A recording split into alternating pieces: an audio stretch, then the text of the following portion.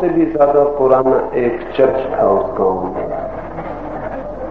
उस चर्च की सारी दीवारें गिरने के करीब हो गई थी।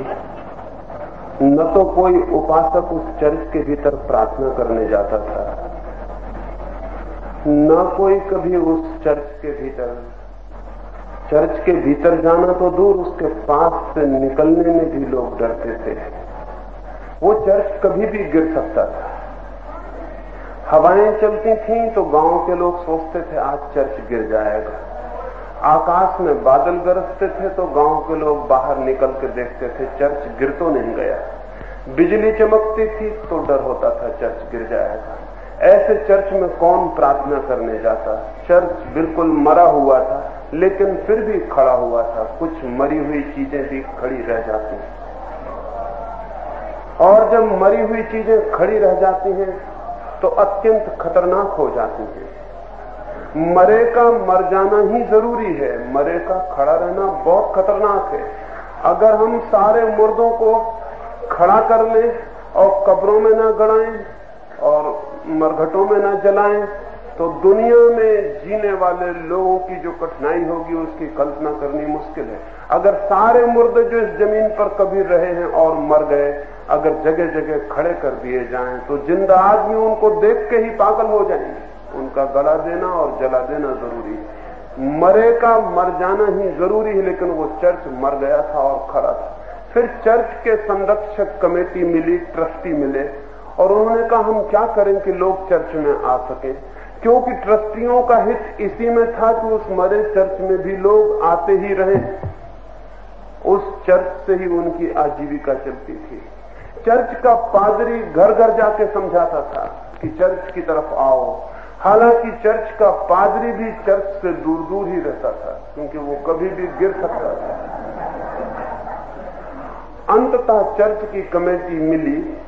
कमेटी भी चर्च के भीतर नहीं मिली, वो भी चर्च से दूर उन्होंने बैठक की और उन्होंने 4 प्रस्ताव स्वीकार किए। उन्होंने पहला प्रस्ताव स्वीकार किया कि हम बहुत दुख से ये स्वीकार करते हैं कि पुराने चर्च को गिरा दिया जाना चाहिए, और तत्काल दूसरा प्रस्ताव स्वीकार करते हैं कि पुराने चर्च की जगह हम एक नया चर्च बनाएं। और उन्होंने तीसरा प्रस्ताव ये भी किया कि पुराने चर्च की ईंटें ही नए चर्च में लगाएंगे, पुराने चर्च के द्वार दरवाजे ही नए चर्च में लगाएंगे, पुराने चर्च की नींव पर ही नए चर्च को उठाएंगे, पुराना चर्च जैसा ही नया चर्च होगा। ये भी उन्होंने सर्वसम्मति से स्वीकार किया। और चौथा प्रस्ताव उन्होंने 3 प्रस्ताव पास किए। एक कि पुराने चर्च को गिराना जरूरी हो गया है, 2 कि एक नए चर्च को हम बनाएं, और तीसरा कि नए चर्च को हम क्या सुनाई नहीं पड़ रहा 3 प्रस्ताव पास किए। एक कि पुराने चर्च को गिरा देना है, 2 कि एक नया चर्च बनाना है, और तीसरा कि पुराने चर्च की बुनियाद पर ही नए चर्च की नींव रखनी है, पुराने चर्च की ईंटों का ही नए चर्च में उपयोग करना है, पुराने द्वार दरवाजे ही लगाने हैं, नए चर्च में कोई नई चीज नहीं लगानी, सब पुराना लगाना है। यहां तक भी गनीमत थी, उन्होंने चौथा एक प्रस्ताव और स्वीकार किया कि जब तक नया चर्च न बन जाए तब तक पुराने को गिराना नहीं। वो चर्च अब भी खड़ा होगा और नया चर्च कभी नहीं बनेगा। इस देश की हालत भी ऐसी ही है। इस देश का मंदिर बहुत पुराना हो गया। वो इतना पुराना हो गया कि उसका पीछे का पूरा इतिहास खोजना भी बहुत मुश्किल है। उसकी सब दीवारें सड़ गई, उसकी सब बुनियादें खराब हो गई, उसका सब कुछ अतीत में नष्ट भ्रष्ट जरा जीर्ण हो गया और हम उसमें ही रहे चले जा रहे हैं। और इस देश के विचारशील लोग समझाते हैं कि हमारा बड़ा सौभाग्य है क्योंकि हमारे पास सबसे ज्यादा पुराना समाज है। ये दुर्भाग्य है, सौभाग्य नहीं। समाज नया होना चाहिए निरंतर, और जो समाज नए होने की क्षमता खो देता है उस समाज से रौनक भी चली जाती है, खुशी भी चली जाती है, आनंद भी चला जाता है, जीवन का सब रस चला जाता है। हिंदुस्तान की पूरी सामाजिक व्यवस्था, सारा ढांचा इतना पुराना हो गया कि अब उसके भीतर न तो जीना संभव है न मरना संभव है। उसके भीतर सिर्फ दुखी होना, पीड़ित होना और परेशान होना संभव है। और इसीलिए हम इतने आदी हो गए हैं दुख के कि दुख को मिटाने की कोई कल्पना भी हम में पैदा नहीं होती। न तो कोई देश इतनी गरीबी झेल सकता है जितनी हम झेलते हैं, न कोई देश इतनी बीमारी झेल सकता है जितनी हम झेलते हैं, न कोई देश इतनी बेईमानी झेल सकता है जितनी हम झेलते हैं। और झेलने का कुल एक कारण है कि हम इतने हजारों वर्षों से ये सब झेल रहे हैं कि हम धीरे धीरे उसके आदी हो गए हैं और हमें ये ख्याल ही नहीं आता कि इसमें कुछ गलत हो रहा है। यही होता रहा है, यही जीवन है, ये हमारी धारणा हो गई। मैंने सुना है एक गांव में एक मछुआ मछलियां बेचने आया था। वो मछलियां बेच के जब लौटने लगा तो सोचा कि राजधानी है, देख लूं घूमकर। वो गांव के बड़ी बड़ी सड़कों पर गया, वो उस सड़क पर भी गया जहां सुगंधियों की दुकानें थी, परफ्यूमर्स की दुकानें थी। लेकिन मछुआ एक ही सुगंध जानता था, मछली की, और कोई सुगंध नहीं जानता था। उसे जब वहां सुगंधियों की दुकानों से सुगंधियां उड़ती हुई हवा में आने लगी तो उसने सोचा इस गांव के लोग बड़े पागल हैं, ये दुर्गंध की दुकानें किस लिए खोल रखी हैं। उसने अपना रुमाल अपनी नाक पर लगा लिया, लेकिन जैसे जैसे भीतर घुसा और बड़ी दुकानें थी, वो भागने लगा और भागा तो और भीतर और बड़ी दुकानें थी। वो दुनिया का सबसे बड़ी सुगंधियों का बाजार था। सुगंध के कारण वो बेहोश होकर गिर पड़ा। सुना है कभी कोई सुगंध के कारण बेहोश होकर गिर पड़े? लेकिन वो एक सुगंध जानता था मछली की, और बाकी सब दुर्गंध थी। वो बेहोश होकर गिर पड़ा तो बड़ी सुगंधियों के दुकानदार अपनी तिजोरियां खोल के वो बहुमूल्य सुगंधियां उसे सुंघाने लाए, जिनसे आदमी होश में आ जाता है। लेकिन वे उसे सुगंध सुंघाने लगे, वो बेहोशी में हाथ पैर तड़फड़ाने लगा, हाथ पैर पटकने लगा, भीड़ इकट्ठी हो गई। सुगंधी के दुकानदार बड़े हैरान हुए कि इन सुगंधियों से तो कोई भी बेहोश आदमी होश में आ जाए, ये हो क्या रहा है। उन्हें क्या पता कि जिसे वे सुगंध समझते हैं उसे वो बेहोश आदमी दुर्गंध समझता है, क्योंकि वो बेहोश आदमी दुर्गंध को सुगंध समझने का आदी हो चुका है। एक भीड़ में एक दूसरे मछुए ने यह हालत देखी, उसने कहा ठहरो, तुम जान ले लोगे। सेवकों तुम रुक जाओ। सेवक अक्सर जान लेने वाले सिद्ध होते हैं। अगर उन्हें पता ना हो कि बीमारी क्या है तो सेवक जान लेने वाले सिद्ध होते हैं। और इस देश को तो हम जानते हैं अच्छी तरह से कि सेवक किस तरह से जान ले रहे हैं। देश की बीमारी का उन्हें कोई पता नहीं। उस मछुए ने कहा दूर हटो, वो मर जाएगा आदमी। जहां तक मैं समझता हूं तुम ही उसको बेहोश करने के कारण हो। सुगंधियों को दूर फेंकवा दिया। उस गिरे हुए मछुए की टोकरी पड़ी थी, गंदा कपड़ा पड़ा था, हाथ से गिर गया था, जिसमें वो मछलियां लाया था। उस दूसरे मछुए ने उस पर पानी छिड़का और वो गंदी टोकरी उसके मुंह पर रख दी। उस बेहोश मछुए ने गहरी सांस ली और कहा दिस इज रियल परफ्यूम। ये है ये दुष्ट मेरी जान लिए लेते थे। ये कहां कहां की दुर्गंधें इकट्ठी किए हुए। अगर कोई आदमी दुर्गंध में रहा हो तो दुर्गंध का आदी हो जाता है। ये देश बीमारी का आदी हो गया है, गरीबी का आदी हो गया है, बेईमानी का आदी हो गया है, सब चीजों का आदी हो गया। और ये आदत इतनी पुरानी हो गई है कि इसे हम खून में लेके पैदा होते। सड़क पर चलते वक्त अगर कोई भीख मांगता हमें दिखाई पड़ता है तो हमें कोई बेचैनी नहीं होती। ज्यादा से ज्यादा ये होता है कि 2 पैसे दे दो, लेकिन ये कोई बेचैनी नहीं है। ये सिर्फ बेचैनी से बचने की तरकीब। ये 2 पैसे दे के जैसे हम झंझट से छुटकारा पा गए। लेकिन गांव में कोई भीख मांगता है, ये पूरे गांव का अपराध है देश में कोई भूखा मरता है, ये पूरे देश का अपराध है, ये हमारे ख्याल में नहीं आता। ये हमारे ख्याल में ही नहीं आता कि बच्चे पैदा होते हैं और मर जाते हैं, हमारी उम्र बहुत कम, हमारा शरीर क्रस, हमारा सारा जीवन बीमारी से भरा हुआ। हम कहते हैं ये सब भाग्य है। हमने हर चीज की व्याख्या खोज ली है, इसलिए नहीं कि हम बदल दें जिंदगी को, हमने हर चीज की ऐसी व्याख्या खोजी है कि जिंदगी जैसी है वैसी ही सही साबित हो जाए और हमें कोई तकलीफ न मालूम पड़े। अगर कोई गरीब है तो हम कहते हैं पिछले जन्मों के पाप के कारण वो गरीब है, बात खत्म हो गई, एक्सप्लेनेशन मिल गया, व्याख्या मिल गई। अब कुछ करने की जरूरत नहीं, क्योंकि पिछले जन्म के साथ कुछ किया भी तो नहीं जा सकता।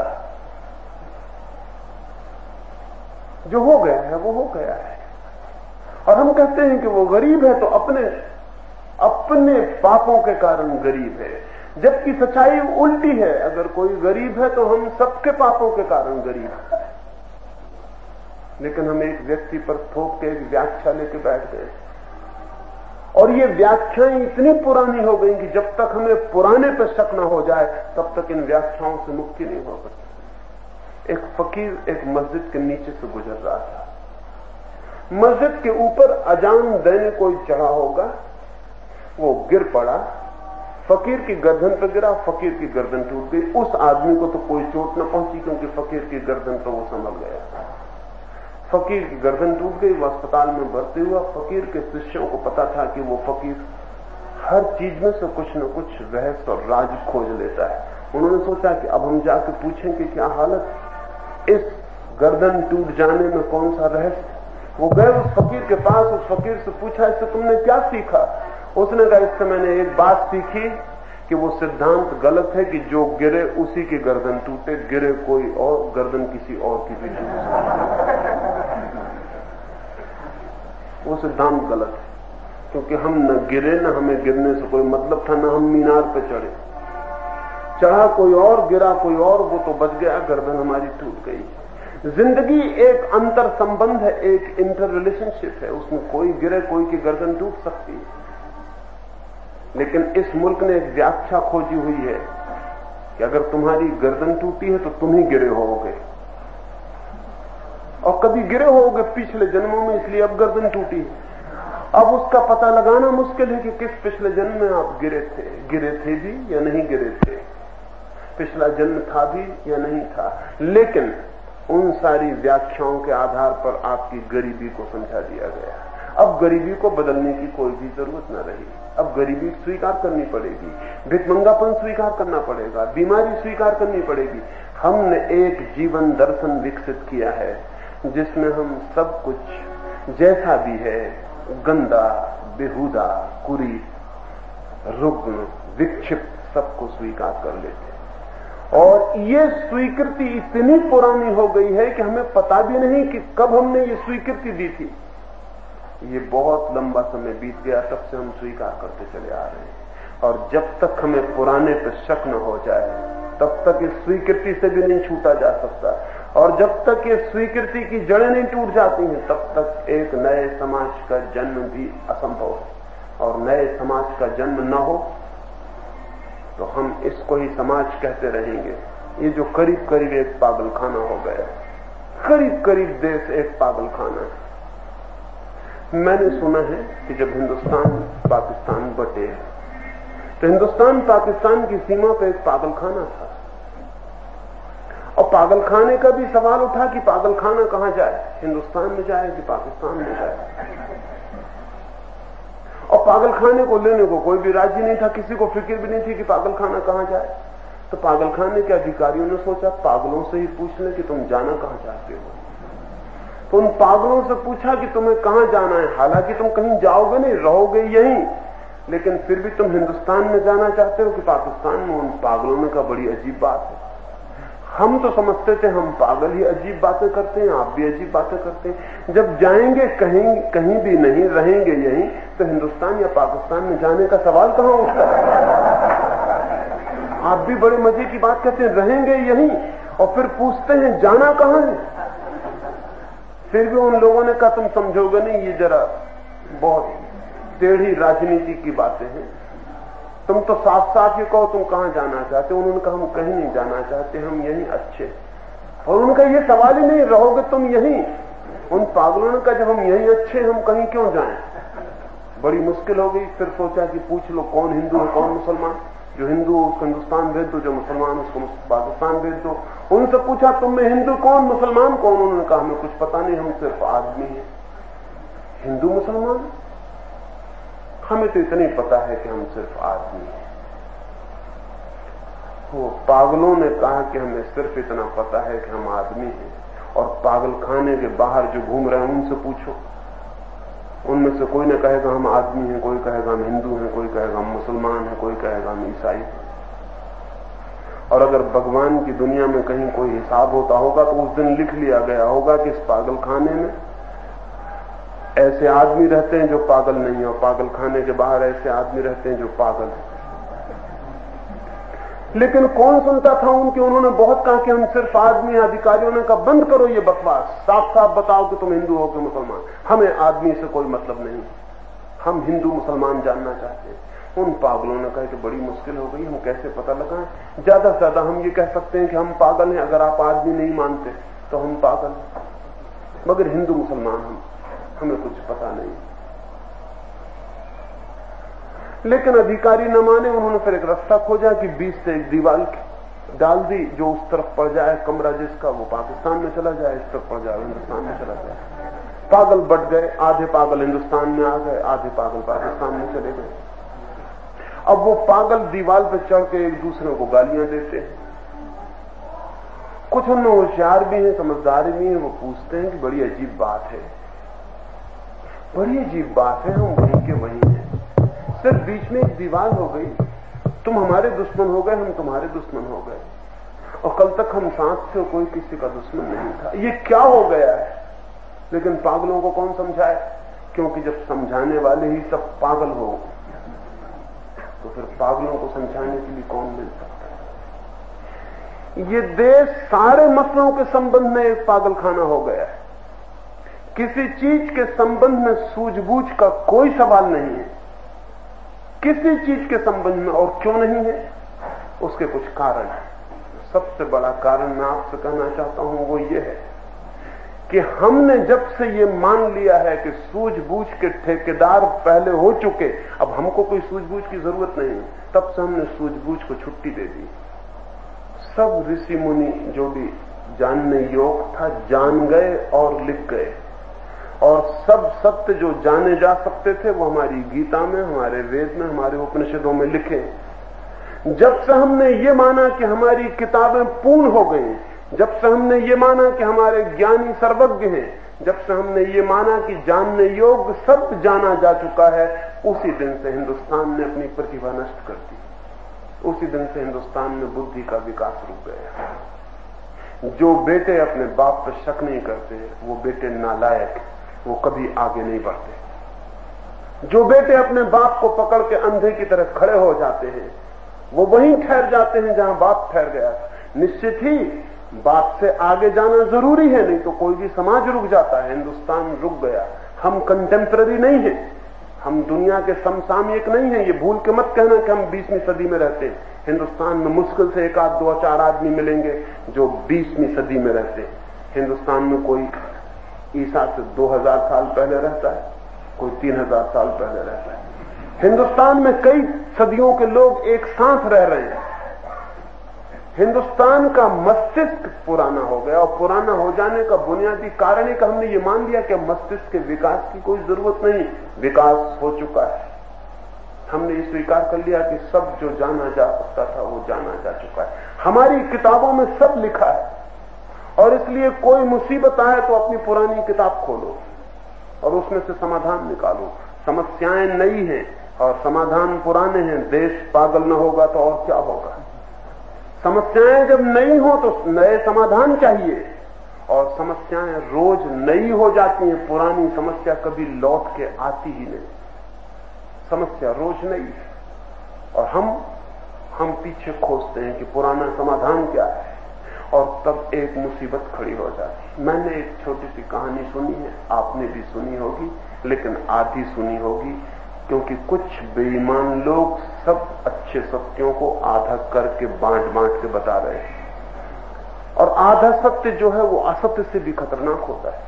असत्य तो दिखाई पड़ता है कि असत्य है, आधे सत्य में भ्रम होता है कि सत्य है, और आधा सत्य जैसा कोई सत्य हो ही नहीं सकता। सत्य या तो होता है तो पूरा, या नहीं होता। एक आधी कहानी आपने भी सुनी होगी, स्कूल में पढ़ी होगी, बचपन से ही पढ़ाते हैं। एक सौदागर है, टोपियां बेचता है। वो टोपियां बेचने गया है एक मेले में, वृक्ष के नीचे रुका है, थक गया है, सो गया है। बंदर उतरे, उसकी टोपियां लगा के ऊपर चढ़ गए। सौदागर की आंख खुली, वो हंसा। उसने सोचा कि अच्छा, बंदर बहुत अकड़ रहे हैं टोपियां लगा के। बंदर हमेशा टोपियां लगा के अकड़ते हैं, और टोपियां अगर खादी की हो तब तो फिर कहना ही क्या, फिर तो अकड़ बहुत बढ़ जाती है।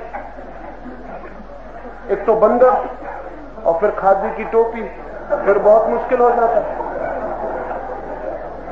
लेकिन सौदागर ने कहा कि बंदर ही तो ठहरे, इनसे टोपी छीनने में कोई कठिनाई है। उसने अपनी टोपी निकाल के फेंक दी। बंदरों ने भी अपनी टोपियां निकाल के फेंक दी। सौदागर ने टोपियां इकट्ठी की और घर चला गया। इतनी कहानी सुनी होगी, ये आधी कहानी। सौदागर का बेटा बड़ा हुआ, और सौदागर के बेटे ने भी टोपियां बेचना शुरू की, क्योंकि जो बाप करता है वही बेटे को करना चाहिए, ऐसा नियम है। और जब बाप ने टोपियां बेची तो बेटा भी टोपी बेचेगा। बेटा भी उसी झाड़ के नीचे रुका जब मेले में बेचने गया जहां बाप रुका था, क्योंकि नियम यह है बाप जहां रुके वहीं बेटे को रुकना चाहिए। उसी जगह उसने टोपियों की टोकरी रखी जहां बाप ने रखी थी। ऊपर बंदर थे, वही बंदर तो नहीं थे, उनके बेटे थे, वो बैठे थे।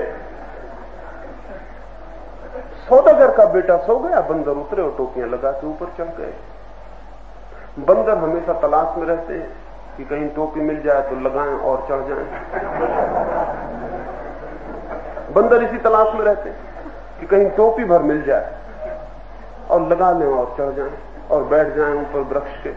वो चाहे वृक्ष दिल्ली का हो, चाहे अहमदाबाद का हो, छोटे वृक्ष हैं, बड़े वृक्ष हैं, कई तरह के वृक्ष हैं। अहमदाबाद के वृक्ष हैं, दिल्ली के वृक्ष हैं, मगर टोपी मिल जाए तो कोई चढ़ जाए। वो बंदर चढ़ गए टोपी लगा के। सौदागर का बेटा उठा, उसने कहा रे, पर उसे ख्याल आया कि बाप ने कहानी बताई थी और बाप ने कहा था टोपी फेंक देना। उसने कहा ठीक है बंदरों, तुम मत समझो, हमको पता है रास्ता तुमसे टोपी छीन।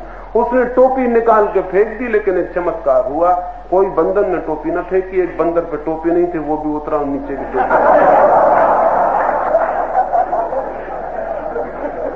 ये कहानी पूरी हुई।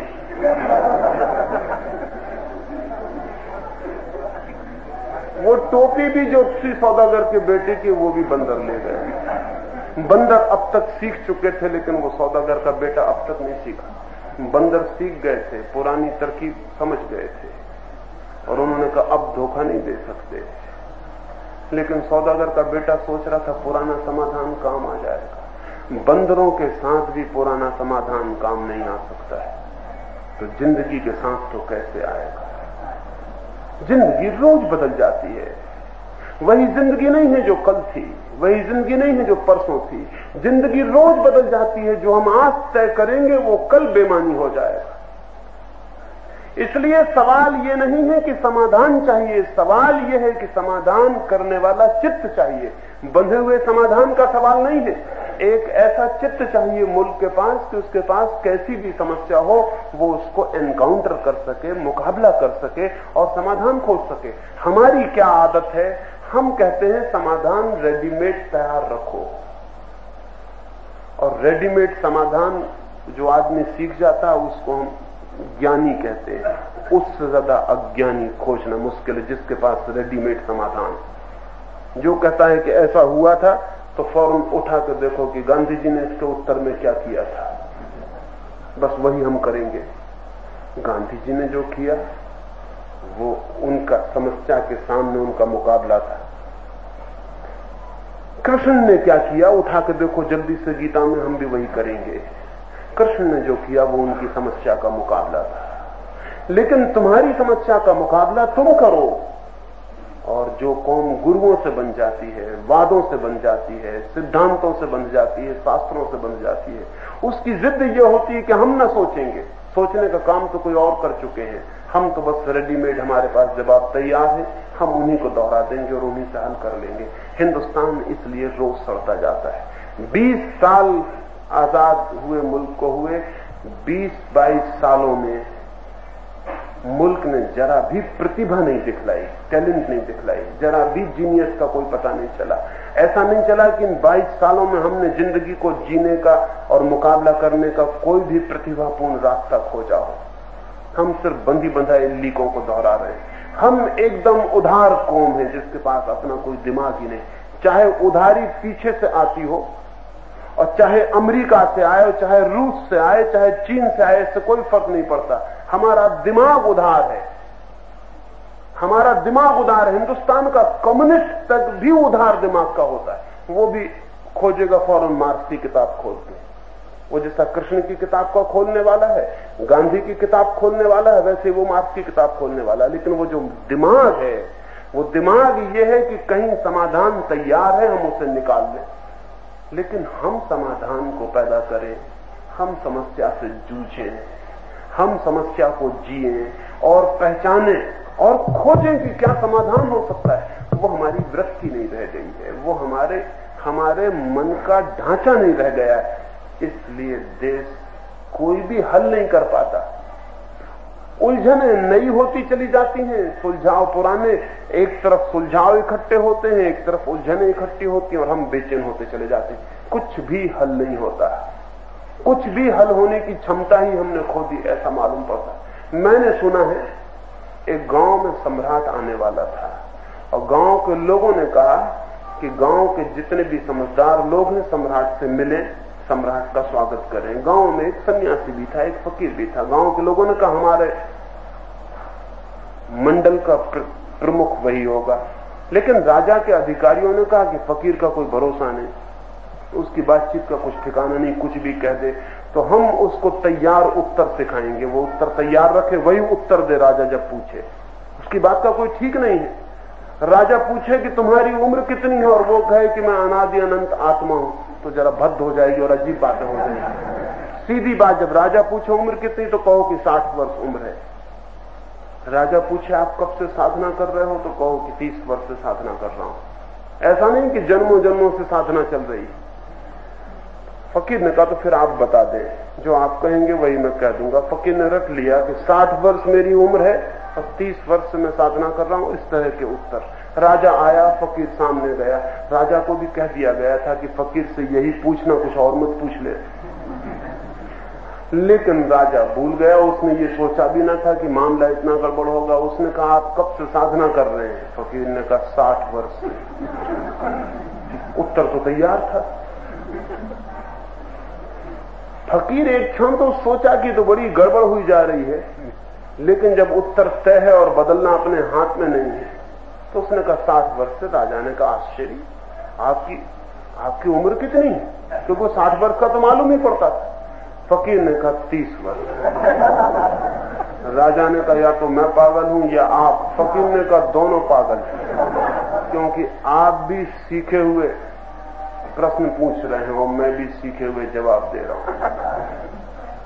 दोनों पागल हैं। और जब आप गलत सवाल पूछ रहे हैं तो हम गलत जवाब देंगे, क्योंकि हम तो जवाब देने को स्वतंत्र हैं ही नहीं। हमें तो सिखा दिया है, वही हम जवाब दे रहे हैं। इस देश की जिंदगी में ऐसा बहुत जोर से हो रहा है। सब जवाब सीखे हुए और सब सवाल नए, उनके बीच कोई तालमेल नहीं बैठता। और हम इतने डरे हुए लोग हैं कि कहीं पुराने जवाब छूट ना जाएं।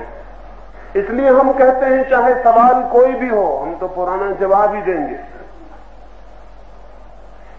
सीखते भी नहीं, जिंदगी से कोई पाठ भी नहीं सीखते। हिंदुस्तान 1000 साल गुलाम रहा, हमने कोई पाठ नहीं सीखा। हमने क्या पाठ सीखा कि हिंदुस्तान क्यों गुलाम रहा? हिंदुस्तान से पूछो कि तुमने 1000 साल की गुलामी से पाठ क्या सीखा, तो आप हैरान होंगे जो पाठ सीखना था वो हिंदुस्तान ने सीखा ही नहीं। क्योंकि वो जो बातें कर रहा है वो बताती हैं कि वो उन्हीं बातों को फिर दोहरा रहा है जिनकी वजह से वो 1000 साल गुलाम था। हिंदुस्तान 1000 साल क्यों गुलाम था? हिंदुस्तान कमजोर था, हिंदुस्तान कम संख्या थी, हिंदुस्तान पे जो दुश्मन आए वो बहुत बड़ी तादाद में थे।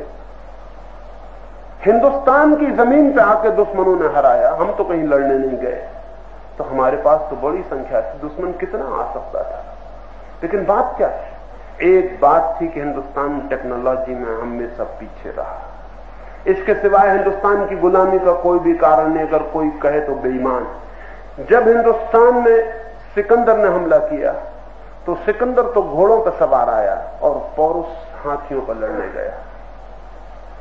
पौरुष सिकंदर से जरा भी कमजोर आदमी नहीं था, बल्कि अगर दोनों अकेले सामने मैदान में लड़ते तो सिकंदर 2 कौड़ी का साबित होता। पौरुष बहुत अद्भुत आदमी था, लेकिन टेक्नोलॉजी गलत थी और पिछड़ी हुई थी। हाथी शादी विवाह में, बारात वगैरह में ठीक है, बारात निकालनी हो बड़ा अच्छा है, किसी साधु महाराज का जुलूस निकालना हो बहुत अच्छा है, लेकिन हाथी युद्ध के मैदान पर बेमानी है।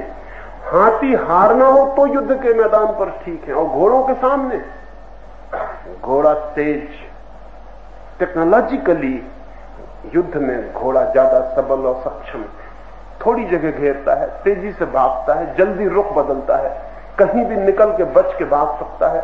हाथी बहुत सुस्त है इस अर्थों में। हाथी पर लड़ा पौरुष, ताकत ज्यादा थी, घोड़ों पर लड़ा सिकंदर, ताकत उतनी न थी, लेकिन सिकंदर जीता और पौरुष हारा। फिर आए मुसलमान, और मुसलमान बारूद लेके आए, और हिंदुस्तान में बारूद की कोई इजाद न की, और हिंदुस्तान अपना वही तीर तरकस और तलवार लिए खड़ा रहा। बारूद के सामने तीर तरकस नहीं जीतते, मुसलमान नहीं जीते, हिंदुस्तान नहीं हारा, तीर तरकस हारे, बारूद जीती। टेक्नोलॉजी जीतती है, विकसित टेक्नोलॉजी हमेशा अविकसित टेक्नोलॉजी से जीत जाती है। फिर अंग्रेज आए, वे और बढ़िया तोपें लेके आए थे, और हम वही पुराना जैसे चिड़िया वगैरह भगाने का सामान हो खेत में, उस तरह की चीजें लिए बैठे थे। अंग्रेज कितनी थोड़ी ताकत लेके आया था, लेकिन उसके पास तोपें थी, और तोपों ने हमें मुश्किल में डाल दिया, हमारी समझ के बाहर हो गया, हम क्या करें। हिंदुस्तान 1000 साल गुलाम रहा, क्योंकि हिंदुस्तान वैज्ञानिक रूप से कम विकसित रहा, और कोई कारण नहीं है। हिंदुस्तान अब भी वैज्ञानिक रूप से कम विकसित है, और कम विकसित ही रहेगा, क्योंकि हिंदुस्तान के समझाने वाले लोग हिंदुस्तान को एंटी टेक्नोलॉजिकल बनाने की कोशिश में लगे हुए हैं, और एंटी साइंटिफिक बनाने की कोशिश में लगे हुए हैं। वो कहते हैं विज्ञान की क्या जरूरत, तकनीक की क्या जरूरत, हम तो चरखा तकली काट लेंगे और हमारा काम हो जाएगा। तुम काटो चरखा तकली, लेकिन दुनिया इसकी फिक्र नहीं करती कि आप चरखा तकली काट रहे हैं इसलिए आपको बड़ा आदर दिया जाए, कि आपको स्वतंत्र रखा जाए। ये सब नहीं होने वाला है। और इस मुल्क का मस्तिष्क जो है वो इस तरह ढाला गया है 5-6 हजार सालों में, कि जब भी हमें कुछ विकसित बात कही जाए तो हमारी समझ के बाहर होती है, अविकसित बात कही जाए तो हमारी समझ में एकदम से आती है। अगर कोई एलोपैथी की बात कहे तो हम कहेंगे ये, अगर कोई आयुर्वेद की बात कहे तो हम कहेंगे बिल्कुल ठीक है, ऋषि मुनियों का विज्ञान। सवाल एलोपैथी और आयुर्वेद का नहीं है, सवाल आधुनिक और पुरातन का है। नया जीतेगा, पुराना हारेगा, और जो पुराने को पकड़ा रहेगा उसके साथ वो भी हारेगा, वो बच नहीं सकता। इस जगत में निरंतर नए की जीत है, और नए की जीत स्वाभाविक है, क्योंकि नए का अनुभव पुराने से ज्यादा है, नए का प्रयोग ज्यादा है, नए की प्रक्रिया और भी अनुभवों में से गुजर चुकी है। नया जीतता है, पुराना हारता है। भारत सदा से पुराना है, इसलिए हारता रहा है। अब भी भारत पुराना है, अब भी भारत के पास नया क्या है। अगर रूस में जाओ और बच्चों से पूछो तो वो सपने देख रहे हैं चांद पर मकान बनाने के। अमेरिका में जाओ तो वो मंगल की यात्राओं के ख्वाबों से भरे, और हिंदुस्तान के बच्चों के पास जाओ वो अभी भी रामलीला देख रहे हैं। रामलीला देखना इतना बुरा नहीं है, ऐसे रामलीला बहुत बढ़िया चीज है, लेकिन कभी कभी देखने के लायक है। उसको ही देखते रहना बहुत खतरनाक सिद्ध हो सकता है। हिंदुस्तान का दिमाग पुराने से ग्रसित है, नए का न कोई आमंत्रण है न कोई स्वीकृति है। और मजे की बात यह है कि अगर हम किसी तरह नए को स्वीकार भी करते हैं तो वो ऐसे बेमन से करते हैं, वो ऐसी मजबूरी में करते हैं, वो हमारे लिए नेसेसरी इविल की तरह मालूम पड़ता है, एक जरूरी बुराई की तरह स्वीकार करते हैं कि ठीक है कोई रास्ता नहीं है तो चलो इसको स्वीकार कर लेते हैं। लेकिन जब कोई बेमन से स्वीकार करता है नए को तो नया ऊपर रह जाता है, पुराना भीतर रह जाता है। इसलिए हम ऊपर से नए को स्वीकार भी कर लें तो हमारे वस्त्रों से ज्यादा कुछ भी नया नहीं हो पा रहा है। हाँ, नेकटाई है, वो कंठ लंगोट वो नया हो गया है, जूते नए हो गए हैं, कपड़े नए हो गए हैं, लेकिन भीतर जो आदमी खड़ा हुआ एकदम पुराना। अब लड़का है, टाई लगाए हुए खड़ा है, उसने बढ़िया नैरो कट कपड़े पहन रखे हैं, लेकिन हनुमान जी के सामने हाथ जोड़े खड़े कि परीक्षा में पास करवा देना तो नारियल चढ़ाएं। अभी हद हो गई। अगर हनुमान जी का भी बस चले तो ऐसा चांटा मारे वो। लेकिन वो जो ऊपर से कपड़े भर नए हो गए हैं, दिमाग तो वही का वही है। एमएससी लड़कों को मैं देखता हूं कि जाके मढ़िया में प्रसाद चढ़ा रहे हैं, एमएससी पढ़ रहे हैं।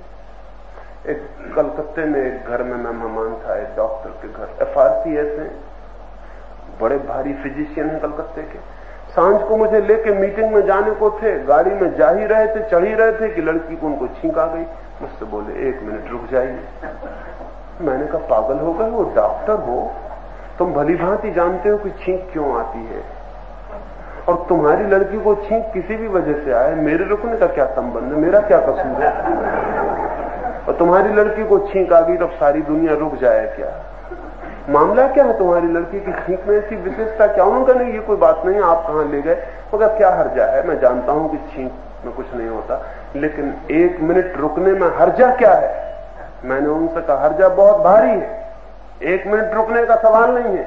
ये बताता है कि तुम डॉक्टरी ऊपर से सीख आए हो, भीतर वो जो ग्रामीण भारतीय है वो बैठा हुआ, वो कहीं गया नहीं। और हर्जा भारी है, क्योंकि आत्मा पुरानी हो और शरीर नया हो जाए तो इतना तनाव पैदा होगा देश के भीतर जिसका कोई हिसाब नहीं, क्योंकि असली गति आत्मा से आती, शरीर से नहीं आती। शरीर तो बोझ बन जाएगा। अगर आत्मा पुरानी है और शरीर नया है तो शरीर बोझ बन जाएगा, क्योंकि आत्मा रोकेगी पीछे की तरफ, और शरीर की क्या ताकत है? अभी मैं जलंधर था, एक इंजीनियर मित्र, उन्होंने एक बड़ा मकान बनाया, पंजाब के बड़े इंजीनियर हैं, जर्मनी में शिक्षा ली है। मुझसे कहने लगे उद्घाटन करने, मैंने कहा मैं चलूंगा। उद्घाटन करने गया, उनके मकान की फीता काट रहा हूं, देखता हूं सामने एक हंडी लटकी हुई है, हंडी पे बाल लगाए हुए हैं, आदमी का चेहरा बना हुआ है। मैंने पूछा ये क्या है? उन्होंने कहा कि नजर न लग जाए इसलिए उसे यहां लटकाया हुआ है। मैंने उनसे कहा मेरा बस चले तो चोरों बदमाशों को कारागृह से छोड़ दूं, तुम जैसे लोगों को कारागृह में बंद कर दूं। एक इंजीनियर भी सोचता है कि मकान को नजर लगती है, तो फिर इस मुल्क का सौभाग्य उदय नहीं हो सकता। ये इंजीनियर ऊपर से होके आ गया, भीतर वही पुराना आदमी बैठा हुआ है जो हटता नहीं, वो बैठा है मजबूती से बांध के। हाँ, अगर और दूसरी बातचीत करनी हो ठीक, लेकिन अपना मकान बनाना हो तो वो भीतर का आदमी कहेगा क्या हर्जा है, हंडी लटका दो, तो हर्जा तो है ही नहीं। अगर फायदा हुआ तो हो जाएगा, नहीं तो 4 पैसे की हंडी में हर्जा क्या है? वो भीतर का आदमी ये दलीलें देता है और हंडी लटका दी जाती। भारत बेमन से स्वीकार कर रहा है नए को, और नए की अस्वीकृति के लिए उसने खूब दलीलें निकाली हुई हैं। एक दलील तो उसने ये निकाली हुई है कि सब नई चीज को वो कहता है ये पश्चिम की। ये बात झूठ है, पश्चिम का कहने से मामला हल नहीं होगा। नए का अर्थ है आधुनिक, मॉडर्न, वेस्टर्न नहीं। नए का अर्थ है आधुनिक, लेकिन भारत के मन में पुराने की पकड़ तेज है, और अभी हम पश्चिम के गुलाम थे तो पश्चिम के प्रति घृणा भी तेज है। तो भारत का पुराणपंथी कहता है कि देखो सब पश्चिमी हुए जा रहे हैं। सवाल पश्चिमी होने का नहीं है, सवाल आधुनिक होने का है।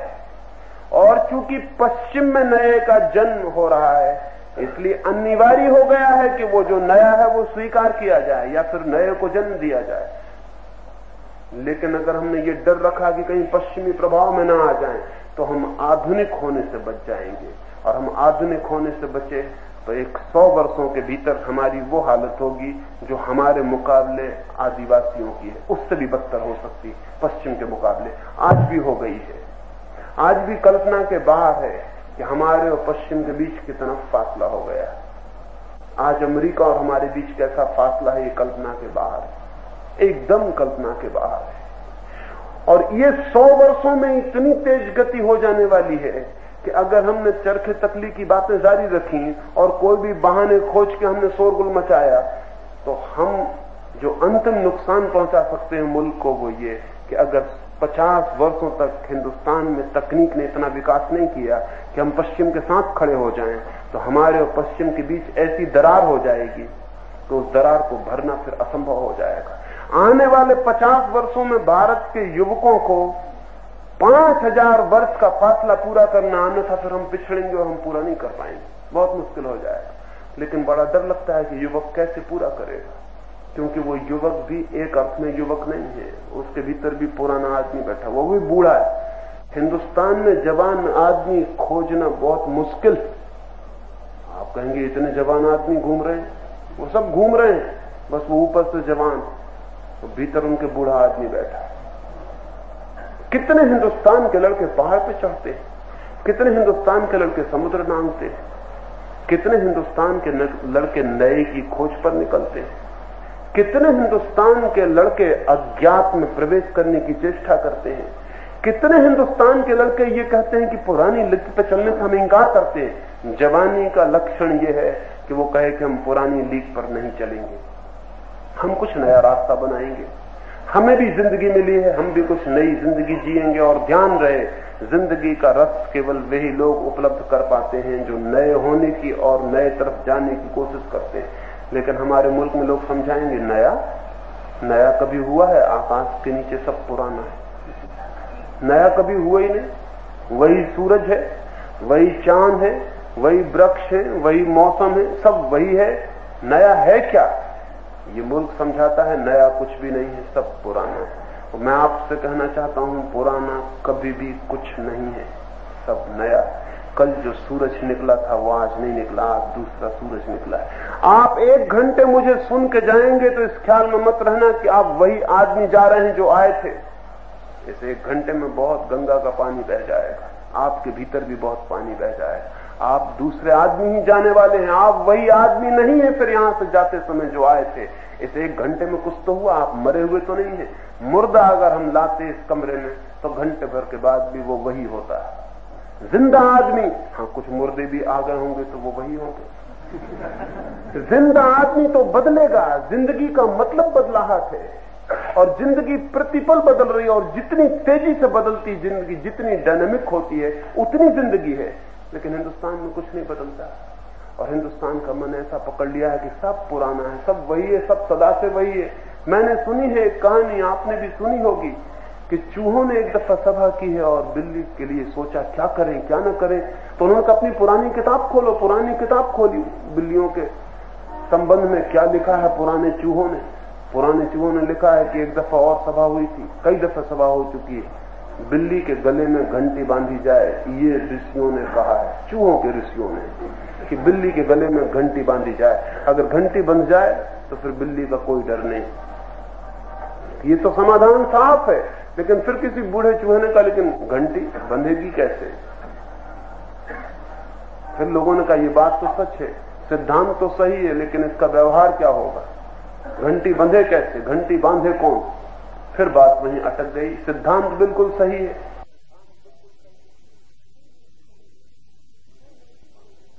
लेकिन घंटी बांधे कौन? 2 नए चूहों ने कॉलेज में पढ़ते होंगे, उन्होंने कहा कि छोड़ो फिक्र, हम कल बिल्ली के गले में घंटी बांध देंगे।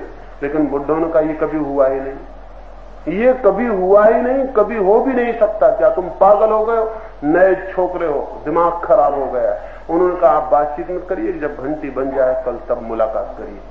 बूढ़े खूब हंसे बैठ के कि लड़कों का दिमाग खराब हो गया। लड़के हमेशा इस तरह की बातें करते हैं, कहीं घंटी बंधी है लेकिन दूसरे दिन बिल्ली के गले में घंटी बंध गई। बूढ़े बड़े मुश्किल में पड़ गए कि क्या हुआ, कैसे घंटी बंधी। उन लड़कों से पूछा, उसने कहा इसमें कोई बात ही नहीं, इतनी साधारण सी बात है। उन दोनों छोकरों का, चूहों के छोकरों का, एक दवाई की दुकान में आना जाना था, एक नींद की गोली ले आए, बस इतना ही रास्ता। और जहां बिल्ली दूध पीती थी वहां डाल दी। बिल्ली बेहोश हो गई, उन्होंने घंटी बांध दी। लेकिन हजारों साल से चूहे सोचते थे कि घंटी कैसे बांधे, और बूढ़े चूहे कहते थे घंटी बांधी ही नहीं जा सकती। ऐसी कोई घंटी नहीं है जो न बांधी जा सकती हो, और ऐसा कुछ भी नहीं है जो न बदला जा सकता हो, और ऐसा कुछ भी नहीं है जो न हो सकता हो। लेकिन जिस देश के प्राणों ने ऐसा तय कर रखा हो कि पुराने के सिवाय नया कुछ होता ही नहीं, तो उस देश की पूरी आत्मा सिकुड़ जाती है, और उस देश की पूरी आत्मा शक्ति खो देती है, सामर्थ्य खो देती है, सपना खो देती है, और फिर धीरे धीरे हम आदी हो जाते हैं, जो है वही है, इससे अन्यथा कुछ भी नहीं हो सकता। ये इतने जोर से बैठ गया हमारे मन में कि अगर ये न तोड़ दिया जाए तो इस देश में कोई भी गति संभव नहीं होगी। इसे तोड़ा जाना जरूरी है, इसे सब तरफ से तोड़ा जाना जरूरी है, और जितनी कोशिश की जा सके इसे तोड़ने के लिए, जितने तर्क दिए जा सके, जितना विचार किया जा सके, उतना ही सौभाग्य का सिद्ध होगा।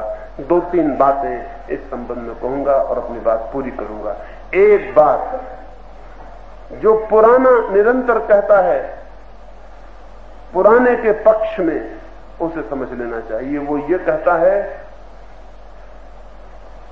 कि अतीत में हो चुका है स्वर्ण युग, गोल्डन एज जो है वो हो चुकी, स्वर्ण युग हो चुका पहले। अब तो हम पतन कर रहे हैं, पंचम काल चल रहा है, कलयुग चल रहा है, न मालूम और कितनी बातें वो कहता है। वो कहता है आगे तो पतन है, अंधकार है, महाप्रलय है, पीछे सतयुग बीत चुका है, राम राज्य बीत चुका है, पीछे हो चुका जो होना था श्रेष्ठ, ऊंचाइयां हमने छू ली, अब आगे तो पतन के गड्ढे ही हैं।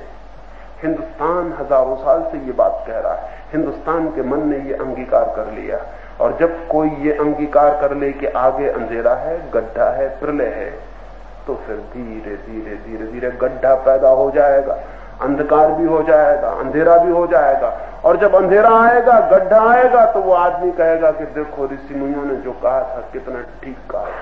वो ऋषि मुनियों के कहने की वजह से, उनकी भविष्यवाणी की वजह से नहीं आ रहा है अंधकार, भविष्यवाणी को स्वीकार किया गया, इससे आ रहा है, और वो आता चला जा रहा है।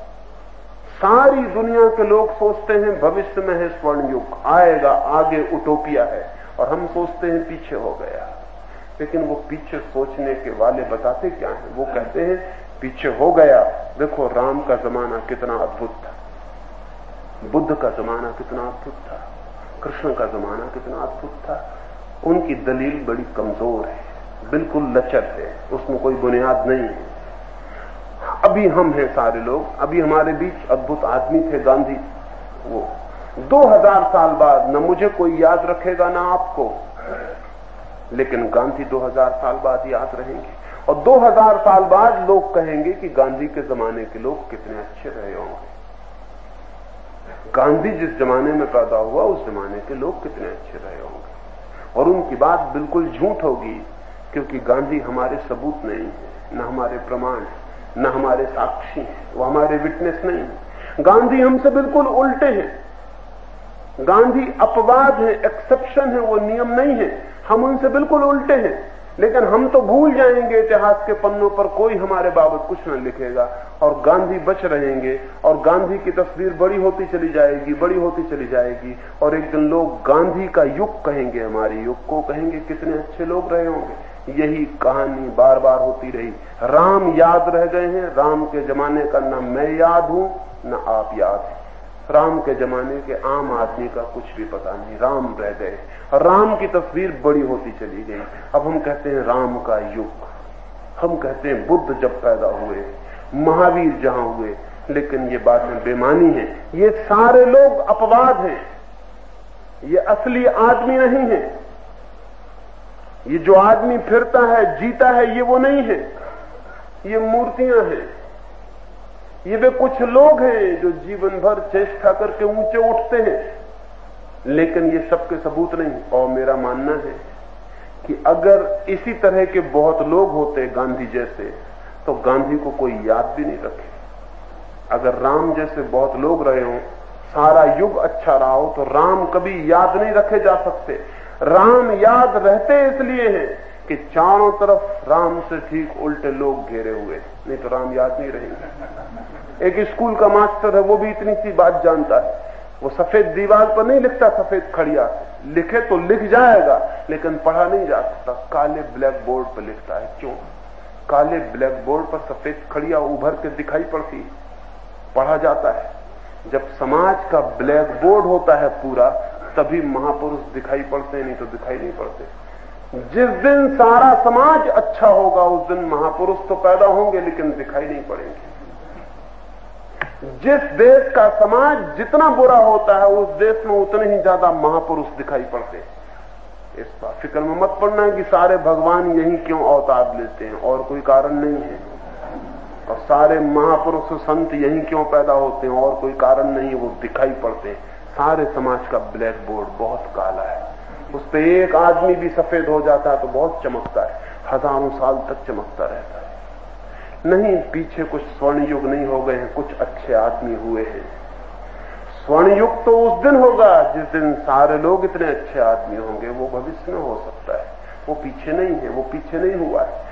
फिर उनकी शिक्षाएं भी उठा कर देखें, पुरानी से पुरानी किताब देखें, तो वो किताब भी ये नहीं कहती है कि आजकल के लोग अच्छे हैं, वो किताब कहती है पहले के लोग अच्छे थे। पुरानी से पुरानी किताब ये कहती है पहले के लोग अच्छे थे। 6000 वर्ष पुरानी किताब भी यही कहती है कि पहले के लोग अच्छे थे। तब जरा शक होता है कि पहले के लोग कब थे, ये थे भी कभी, या कुछ अच्छे लोगों की याद के आधार पर हमेशा पहले के लोग अच्छे दिखाई पड़ते हैं। और भी कारण मालूम होते हैं। अगर हम महावीर की शिक्षाएं उठाकर देखें तो महावीर क्या समझाते हैं सुबह से सांझ तक? सुबह से सांझ तक समझाते हैं चोरी मत करो, बेईमानी मत करो, दूसरे की स्त्री को मत भगाओ, हिंसा मत करो। अगर लोग अच्छे थे तो महावीर का दिमाग खराब था। ये किसको समझा रहे हैं? बुद्ध भी यही समझाते हैं, क्राइस्ट भी यही समझाते हैं। दुनिया के सारे महापुरुष सुबह से शाम तक लेकर एक ही काम करते हैं, चोरी मत करो, हिंसा मत करो, बेईमानी मत करो, व्यभिचार मत करो। किसको समझाते हैं ये 24 घंटे ये बातें? अगर लोग अच्छे थे तो समझाने की कोई जरूरत न थी, लेकिन लोग उल्टे रहे होंगे। चोरों को ही समझाना पड़ता है चोरी मत करो, बेईमानों को समझाना पड़ता है बेईमानी मत करो, नहीं तो किसको समझाना पड़ेगा? हत्यारों को समझाना पड़ता है हिंसा बुरी है, अहिंसा परम धर्म है।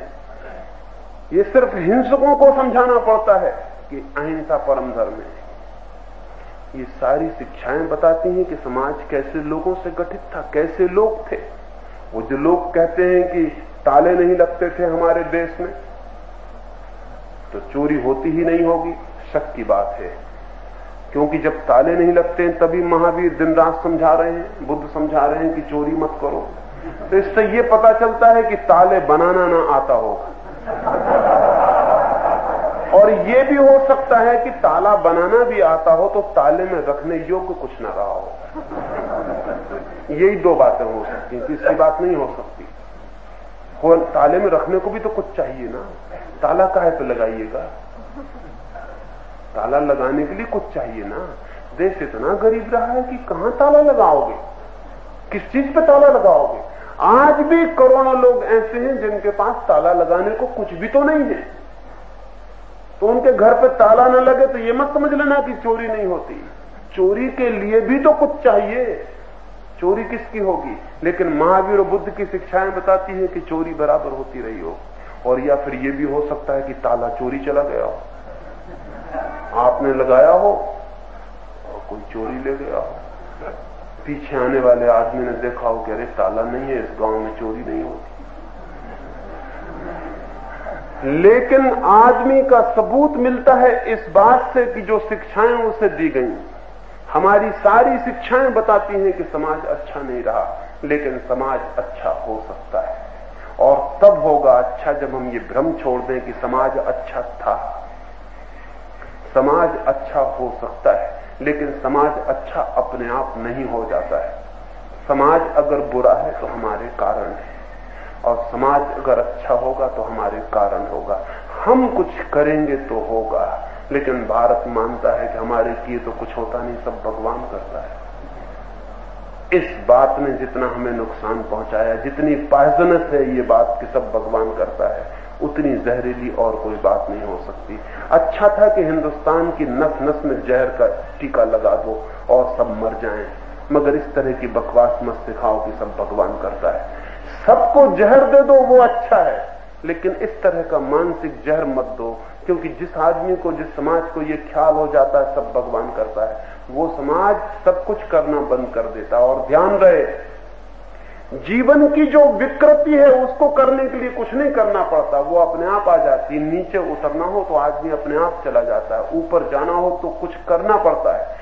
और जो समाज ये मान ले कि सब भगवान करता है, वो नीचे से नीचे चला जाएगा, कि नीचे जाने के लिए कुछ भी नहीं करना पड़ता है, ऊपर जाने के लिए खुद कुछ करना पड़ता है। अगर ये भी हम मान लें कि सब भगवान करता है और हमारा नीचे जाना रुक जाए तो भी ठीक है, लेकिन नीचे जाना नहीं रुकता। नीचे जाना एकदम अपने आप होता चला जाता है। एक ग्रेविटेशन है नीचे का। एक पत्थर को हम ऊपर की तरफ फेंकने के लिए ताकत लगानी पड़ती है, पत्थर को लौटने के लिए कोई ताकत नहीं लगती, जमीन खींच लेती है। जिंदगी का नीचे की तरफ एक गुरुत्वाकर्षण है। तो जो समाज ये मान लेता है कि सब भगवान करता है, वो ऊपर उठना बंद कर देता है। ऊपर उठने के लिए कुछ करना जरूरी था और नीचे गिरना जारी रहता है। और जब कोई समाज ऊपर नहीं उठता तो नीचे गिरता ही चला जाता है, और जितना नीचे गिरता चला जाता है उतना वो काहिलपन की, नपुंसकता की, इम्पोर्टेंस की बातें पकड़ने लगता है कि ठीक है, ये तो भाग्य है, ये तो कर्म है, ये तो ये है, ये तो, और नीचे गिरता चला जाता है। सारा मुल्क एक अंधेरे घर की तरह हो गया, एक पागल खाने की तरह। इसको बदलना है या नहीं बदलना है, इसे नया करना है कि नहीं करना है, तो कौन और कैसे इसे नया करे। तो मैंने 3-4 बातें कही, उन पर सोचना। एक, पुराने का मोह जब तक है तब तक नए का जन्म नहीं हो सकता। पुराने को गिराना पड़ेगा अगर नए को बनाना है। विध्वंस की हिम्मत चाहिए अगर सृजन करना हो। केवल वे ही निर्माण करते हैं जो मिटाने की ताकत भी जुटा लेते हैं। और मैंने ये कहा कि सोचना होगा कि हम अतीत में ही मानते चले जाएं अपने स्वर्ण युग को, या भविष्य में बनाएं स्वर्ण युग को। अतीत में स्वर्ण युग मानने वाली कौम पतन के रास्ते पर जाती है, भविष्य में स्वर्ण युग को मानने वाली कौम विकास करना शुरू करती है। और तीसरी बात मैंने कही कि क्या हम टेक्नोलॉजी और विज्ञान के विकास में आगे बढ़ेंगे, या दकियानूसी और पुरानपंथी बातों में पढ़ के देश के भाग्य को उन्हीं हाथों में छोड़ देंगे अंधेरे जिनमें देश हजारों साल से रहा। और चौथी बात मैंने कही कि अगर विज्ञान को लाना है तो आधुनिक मॉडर्न होने की हिम्मत जुटानी पड़ेगी। पश्चिम की बात छोड़ देनी पड़ेगी। न कोई पूरब है न कोई पश्चिम है, नया है और पुराना है। ये डिवीजन गलत है पूरब और पश्चिम का। असली डिवीजन है पुराने और नए का। पुराने के खिलाफ नए की लड़ाई है, लेकिन पुराना चालाक है और वो ये कहता है कि नया अच्छा, तो तुम पश्चिमी होना चाहते हो। पश्चिमी नहीं होना है, हमको अपना भारतीय रहना है। भारतीय तुम बहुत दिन से हो, बहुत दुख उठा रहे हो। और भारतीय होने का मतलब पुराना होना नहीं होता, मरा हुआ होना नहीं होता। हम नए होकर भी भारतीय हो सकते हैं। सच तो यह है कि नए होकर ही हो सकते हैं, क्योंकि पुराना होकर सिर्फ एक दीनता की लंबी कहानी है, दुख और दारिद्र्य की। और अंतिम बात, ये जो मैंने कहा, ये जो बातें मैंने कही, मेरा कोई आग्रह नहीं है कभी भी कि जो मैं कहूं उसे मान लेना, क्योंकि यही तो पुरानी उपद्रव की जड़ रही अब तक। कि आदमी कहता मैं जो कहता हूं वो मान लो। क्यों? क्योंकि मैं तीर्थंकर हूं, मैं महात्मा हूं, मैं गुरु, ऐसा ऊपर से चाहे ना भी कहे, लेकिन सारा आयोजन ऐसा करता है कि मान लो कि मैं जानता हूं। यही खतरनाक सिद्ध हुआ। आप किसी की मत मानना। अब इस मुल्क को गुरु की जरूरत नहीं है। अब ये मुल्क गुरु मुरु की बकवास से मुक्त होना चाहिए। अब तो एक एक आदमी को सोचना पड़ेगा। जब पूरा मुल्क सोचेगा तब वो प्रतिभा प्रकट होगी, वो शक्ति प्रकट होगी जो जीवन की समस्याओं को हल कर सके। यहां कुछ लोग सोचते हैं, सारे लोग चुपचाप मानते हैं। इसलिए लिथार्जी, आलस्य पैदा हो गया, तमस पैदा हो गया। हम पत्थरों की तरह पड़े रह गए हैं, अंकुरों की तरह ऊपर नहीं बढ़ते हैं। तो मैंने जो कहा सोचना, इससे ज्यादा मेरा कोई आग्रह नहीं। इसलिए मुझे बड़ी हैरानी होती जब मुझे चारों तरफ से गालियां पड़नी शुरू होती, तो मुझे हैरानी होती, क्योंकि मैंने किसी से कहा नहीं कि मेरी बात मान लो। मैंने ये भी नहीं कहा कि मेरी बात कोई सत्य, चरम सत्य है कि उससे भिन्न कुछ नहीं हो सकता। मैंने तो सिर्फ इतना निवेदन किया कि मेरी बात सोचना, अगर ठीक लगे ठीक, गैर ठीक लगे फेंक देना। और अगर अपने सोचने से ठीक लग जाए मेरी बात, तो फिर वो मेरी नहीं रह गई, वो आपकी हो गई। जो खुद के विचार से निकलता है वो स्वयं का हो जाता है, और स्वयं का सत्य ही एकमात्र सत्य है, और स्वयं का सत्य ही व्यक्ति को स्वतंत्र करता है। मेरी बातों को इतने प्रेम और शांति से सुना, इस तकलीफ में और मुसीबत में, उससे बहुत बहुत अनुग्रहित हूं। और अंत में सबके भीतर बैठे परमात्मा को प्रणाम करता हूं, मेरे प्रणाम स्वीकार।